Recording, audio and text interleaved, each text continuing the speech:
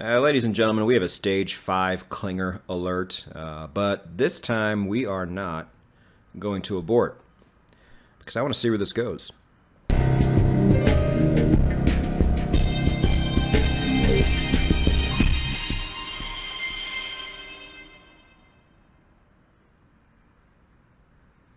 It is the Klinger with a K volume oscillator. Very exciting. Let's get right into it. Now, before we start, enjoy the video. I think you'll like it, but there's concepts here that may not make a lot of sense to you, and that's okay. You just go to nononsenseforex.com and you get your journey started right there, and I think you're going to like it. But for the rest of us, let's go ahead and move on into the specs.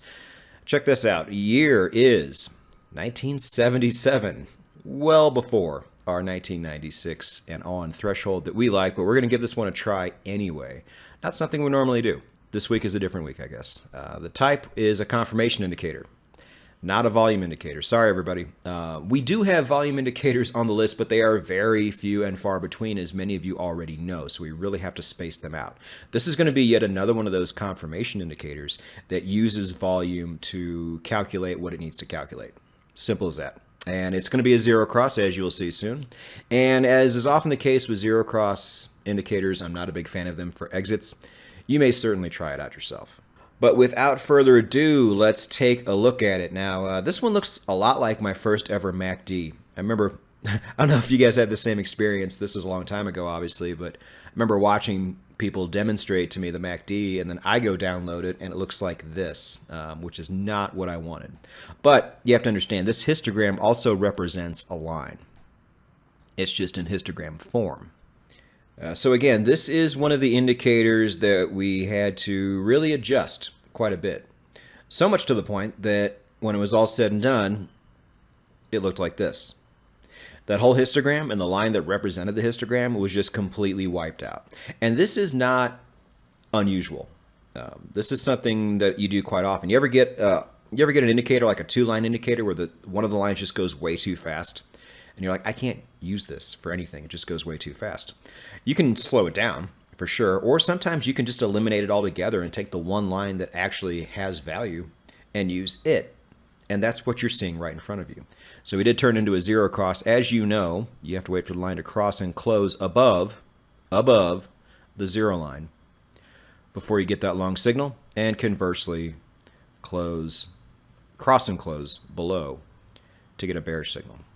Pretty easy stuff, pretty straightforward. And to me, a big improvement over what we saw in the last frame. But at the end of the day, pretty darn simple. So let's go ahead and get into the testing. Now just know, you are supposed to test all these yourself. Do not rely on what we show you. You need to do this yourself. And how do you do this yourself? Well, I got a link for you down below. It's my automation blog, and in that blog there's a video on how to test this yourself from Dan Stone himself. So there's that, and there's also Dan's blog if you really want to get into this and kind of see how he arrived at his conclusions, and also see the tweaked settings that we don't show you on this video. And then, as always, a place to go download this yourself. So, pretty quick here. Let's go ahead and get into the results and wrap everything up. Now, with the euro dollar, steady.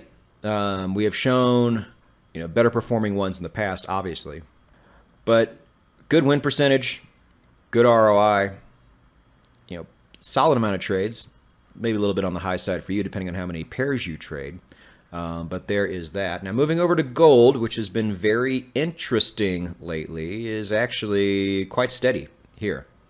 A terrible win-loss ratio, but nice ROIs on both sides. But a much better win-loss ratio on the 4-hour. Over to the S&P, very steady as well. You get the best of both. You get something that outperforms the S&P's average overall in one indicator with a solid win-loss ratio too, and an even better one down here. Over to Bitcoin.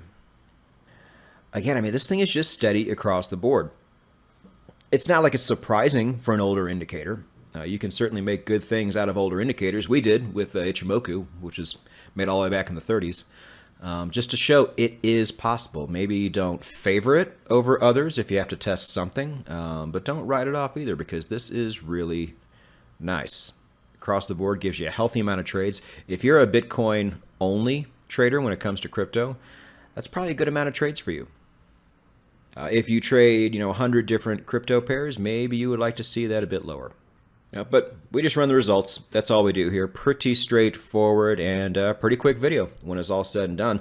Thanks for tuning in. We are doing these every Wednesday now, along with our Trading Psychology podcast and along with our investment podcast. And the market may be down and enthusiasm may be down and numbers may be down, but traders, we keep right on going, and this channel keeps right on going. So like and subscribe, hit the bell, and I'll see you next week. Go get it.